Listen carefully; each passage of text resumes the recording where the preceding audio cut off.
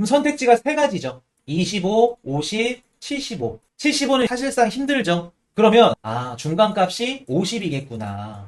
왜 갑자기 25에서 50으로 방향을 선회했을까요? 자, 오늘 이제 새벽 3시에 잭스홀 미팅 금리 인하 있습니다. 여러분들 많이 기다렸죠? 경제방송들이 뭐라 그랬어요? 금리 인하 되면 주식 상승한다고, 코인 상승한다고. 금리 인하만 기다리자고. 금리 인하에 따른 달러 환율 방향은 어찌 될까요? 요거 제가 정규 방송에서 말씀드렸었는데 단기적으로는 달러 약세다. 그리고 금리 인하 달러 환율 방향은 점도표 보셔야 됩니다. 올해 금리를 몇 번 내릴 건지 그거에 따라서 달러가 단기적으로 더 빠질지 아니면 이 정도 선에서 멈출지 그게 결정이 될 겁니다. 그래서 그 달러 환율 방향은 11월 9일까지 11월 19일인가 9일까지 다음 FOMC 회의까지 보시면 됩니다. 그래서 단기적으로는 달러는 약세다. 중장기적으로는 약세 이후 반등이다. 그렇게 보시면 됩니다. 지난 영상들 다 챙겨보세요. 자, 지금 채권 시장에서는 내일 새벽에 있을 금리 인하를 50bp를 예상을 하고 있어요. 불과 얼마 전까지만 하더라도 25bp 할 겁니다. 라고 얘기 들었는데, 닉 티메라우스 기자도 그렇고, 막 미국 상원의원들도 그렇고, 상원의원이 75bp를 요구를 했죠.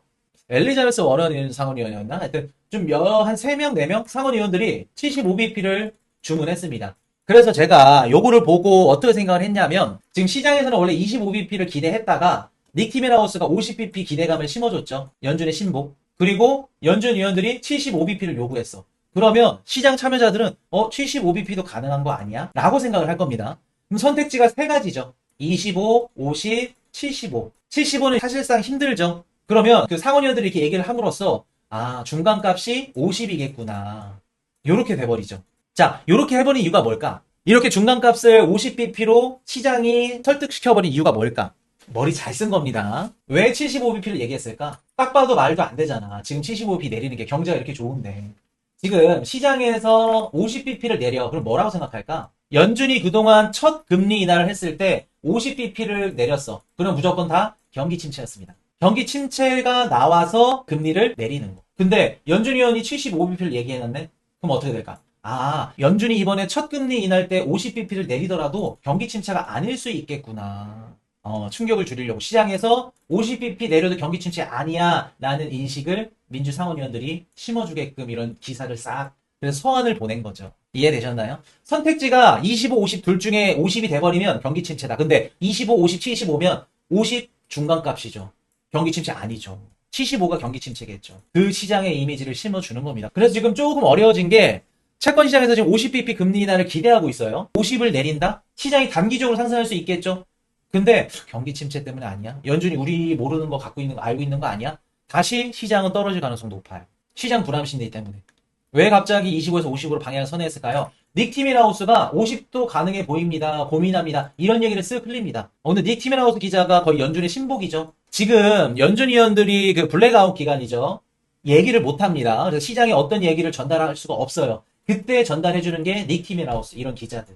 연준 신복들. 근데 그 기자가 50bp 얘기하니까 월가에서도 야 이렇게 표가 좋더라도 50bp 내릴 수도 있지. CME가 패드워치에서 CME 그 확률이 올라간 겁니다. 자 그럼 볼게요. 50bp를 내려. 근데 제롬 파월 연준의장이 우리 50bp 내린 거 이거 경기 침체 아니에요. 봤죠? 어제 제조업 지표, 뭐 물가 지표, 물가는 빠지고 성장은 계속해서 나오고 있어요. 요거 선제적으로 그냥 미리 내려서 천천히 금리 인하 하려고 합니다. 경제가 이렇게 좋은데 어떻게 경기 침체입니까? 그러면 50bp를 내리더라도 시장에서는 경기 침체 우려가 사그라들 겁니다. 앞으로 나오는 지표들이 같이 제롬 파월 연준의장이 얘기하는 얘기에 따라줬을 때, 뭐 예를 들어서 10월 4일날 발표된 미국 실업률도 크게 안 올라가고 고용 지표도 조금 둔화되는 이런 거 보여주면 그렇기 때문에 어떻게 보면 25bp, 50bp도 중요하지만 이것보다 더 중요한 건 제롬 파월 연준의장의 입입니다. 무슨 얘기를 할지, 어떻게 멘트를 할지. 그리고 두 번째 중요한 거 점도표. 아까 원달러 환율 물어보셨죠? 환율 시장에 가장 영향을 많이 주는 게 점도표입니다. 제 개인적인 예상으로는 올해 아마 3.5에서 3.75 정도 봅니다. 그러니까 많게는 금리 인하 25bp씩 한 3번 정도? 3번에서 4번. 그 정도 내릴 걸로 점도표를 찍을 걸로 봐요. 근데 이거보다 더 높게 찍어. 그러면 환율이 더 빠질 수 있겠죠. 채권 시장의 금리는. 그리고 적게 찍어. 그러면 반대로 금리는 조금 더 살짝 하락했다가 올라갈 수 있겠죠. 그래서 이렇게 보시면 돼요. 50bp를 내려. 그러면 점도표가 살짝 낮게 찍힐 겁니다. 그렇게 보시면 돼요. 그래서 점도표, 환율 시장에 굉장히 큰 영향을 준다는 거. 그리고 마지막, 세 번째, 우리 긴축을 중지할게요. 지금 당장 중지를 할 수 없겠지만 언제 시점 이후부터는 긴축을 줄이거나 중지하겠습니다. 요 멘트가 중요합니다. 그래서 오늘 새벽에 가장 중요하게 보셔야 될 거 25bp, 50bp도 중요하지만 제롬 파월 연주인이 어떤 멘트를 하는지 첫 번째, 그리고 두 번째 뭐죠? 점도표. 그리고 세 번째, 긴축을 중지할지. 중지한다 그러면 언제 시점부터 중지하는지. 그거 중요하게 보셔야 됩니다. 그리고 FOMC 이후에 아마 변동성 굉장히 심할 거예요.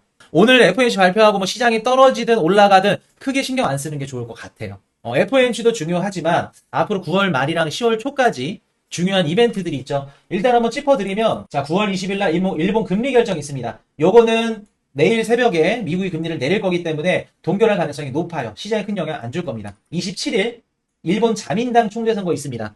기시다 다음에 어떤 총리가 당선되느냐에 따라서 일본이 금리를 올릴지 안 올릴지가 결정되기 때문에 이거 중요합니다. 27일 시장의 변동성 굉장히 클 겁니다.